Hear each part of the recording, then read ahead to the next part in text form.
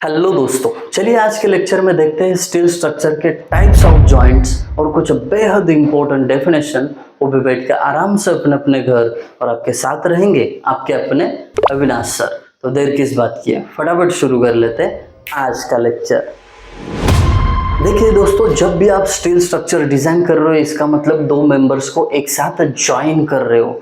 जैसे कि आपने किन्हीं दो प्लेट को एक साथ ज्वाइन किया, इसका मतलब स्टील स्ट्रक्चर डिजाइन कर रहे हो। बट वो ज्वाइन करने के लिए आपको जरूरत पड़ती है ज्वाइंट की, ठीक है। चाहे आप प्लेट के ऊपर प्लेट ज्वाइन करो या एंगल के साथ चैनल ज्वाइन करो, चैनल के साथ प्लेट ज्वाइन करो, इसको ज्वाइंट की जरूरत होती है दो मेंबर को ज्वाइन करने के लिए। अब वो टाइप्स ऑफ ज्वाइंट्स देखने वाले हम। बहुत ही इंटरेस्टिंग कॉन्सेप्ट होगा, कहीं जाइएगा नहीं, पेशेंस बना के रहिए यहाँ पे। देखिए पहला ज्वाइंट है लैप ज्वाइंट। बेहद आसान, बेहद सिंपल। अगर आपने दो मेंबर चाहिए, दो प्लेट आप ज्वाइन कर रहे हो, ये एक प्लेट ये एक प्लेट, एक ऊपर रखना है और इसको बोल्ट या वेल्ड से कनेक्ट करना है। इसका टेक्निकल सेंटेंस देखिए, one member placed above the other and connected by bolt और weld, the joint is called lap joint. इतना आसान है। देखिए जब आपने एक मेंबर को प्लेस्ड अबव द अदर, ये इंपॉर्टेंट है, दो मेंबर ज्वाइन करते समय एक को दूसरे के ऊपर रखना है और बोल्ट या वेल्ड से ज्वाइन करना है, that is your lap joint. Simple, खत्म। अब बट ज्वाइंट को देखते हैं। When the members placed simply against each other and joint by cover plate is called butt joint. अब बट ज्वाइंट का फंडा क्या है? मानो कि ये दो एंगल आप कनेक्ट कर रहे हो, जैसे कि यहाँ पे आपको दिख रहा है, ये कनेक्ट कर रहे हो, तो इसके ऊपर आपको एक कवर प्लेट रखना है ना। जैसे कि ये कनेक्ट करना है तो इसके ऊपर मैंने कवर प्लेट रखा और फिर उसको ये बोल्ट देके ज्वाइन किया। तो सिंपली जब मेंबर्स एक दूसरे के सामने रखोगे तो उसको बट ज्वाइंट बोलते हैं।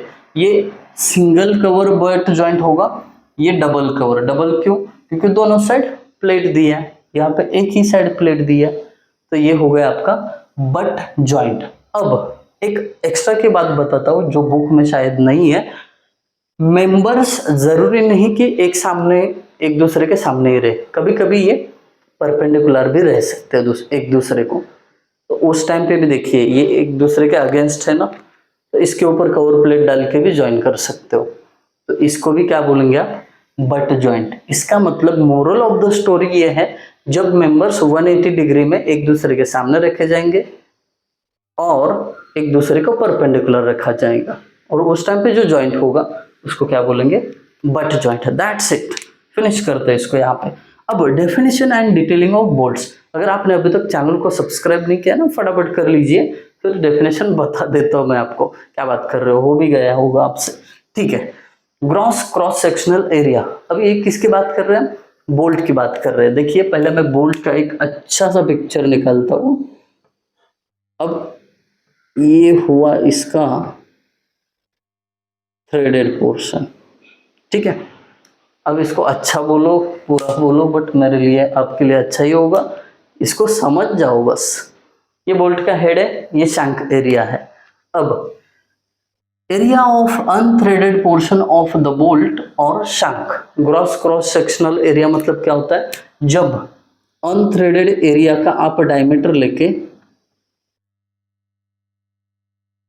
एरिया निकालते हो तो उसको ग्रॉस क्रॉस सेक्शनल एरिया बोलते हैं, है ना। यहाँ का डायमीटर लेना, ठीक है, जहाँ पे अनथ्रेडेड पोर्शन होता है। उसके उल्टा net effective cross sectional area, area at the root of the threads. यहाँ पे अनथ्रेडेड शंक का एरिया लिया तो उसको बोलते हैं gross cross sectional area. But जब आप थ्रेडेड पोर्शन के बॉटम का जो डायमीटर है वो लेके अगर एरिया निकालोगे तो उसको क्या बोलते हैं? Net effective cross sectional area. That's it. दो डेफिनेशन अच्छे से आप समझ गए हो। अब तीसरा पिच। अब ये पिच का डेफिनेशन समझने से पहले ये जो डायग्राम है इसको अच्छे से देख लो, ये आपको समझा देगा पिच डिस्टेंस क्या है। One by one sentence read करता हो और बड़े आसानी से समझते इसको। It is the distance between centres of two adjacent hole. ये तो कॉमन रहेगा, centres of two adjacent holes. अब यहाँ पे दो एडजेसेंट होल, एक इधर है एक इधर है, दोनों भी एडजेसेंट है, तो दोनों के बीच का डिस्टेंस मतलब पिच डिस्टेंस होगा, बट कुछ आगे जानकारी दे रहे हैं। In the direction of load, मतलब डायरेक्शन ऑफ लोड होना चाहिए, ना कि ऐसा, है ना। In the direction of load हो गया तो उसको पिच डिस्टेंस बोलते हैं। तो ये पिच डिस्टेंस हुआ, ये भी पिच डिस्टेंस हुआ, दैट्स इट। पिच डिस्टेंस दो एडजेसेंट होल के सेंटर के बीच का डिस्टेंस, बट वो क्या होना चाहिए, in the direction of load होना चाहिए, दैट्स इट। अब आगे बढ़ते हैं गेज डिस्टेंस पे। इट इज द डिस्टेंस, क्या है, it is the distance between adjacent parallel lines of fastener.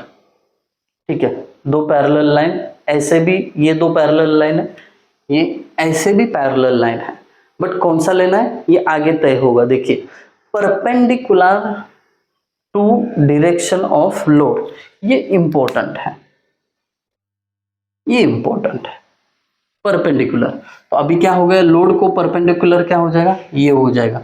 इसके लिए ये जो डिस्टेंस है ये आपका गेज डिस्टेंस होगा, दैट्स इट। गेज डिस्टेंस भी खत्म। एंड डिस्टेंस, अब एंड डिस्टेंस मतलब क्या होता है, it is the distance from the centre of fastener hole to edge of element measured parallel to load direction. अब डिस्टेंस जो है एंड के होल का अप टू एज, अब ये एंड का होल है, इधर भी डिस्टेंस है और इधर भी डिस्टेंस है एज तक, बट कौन सा डिस्टेंस लेना है हमें, ये वाला, क्योंकि हमें मेजर कहाँ पे करना है, in the direction of load या पैरेलल टू द लोड। इसके लिए ये लोड के डायरेक्शन में एंड के होल के सेंटर का डिस्टेंस अप टू एज मतलब एंड डिस्टेंस, दैट्स इट। उसके उल्टा एज डिस्टेंस, जब एंड के होल का नियरेस्ट एज तक perpendicular to the load direction जब आप मेजर करोगे डिस्टेंस, उसको एज डिस्टेंस बोलते हैं। ज़्यादा प्रेस नहीं करूंगा इस कॉन्सेप्ट को, बहुत इजी है, अपने आप भी समझ जाते हैं आप, बट समझना बहुत ज़रूरी था, ये डिज़ाइन में लगता है। आई होप आप सभी को ये समझ में आया होगा। अगर समझ में आया है तो लाइक करो, शेयर करो और कमेंट से मुझे बता देना आपको वीडियो कैसा लगा। Thank you guys for watching video, thank you so much.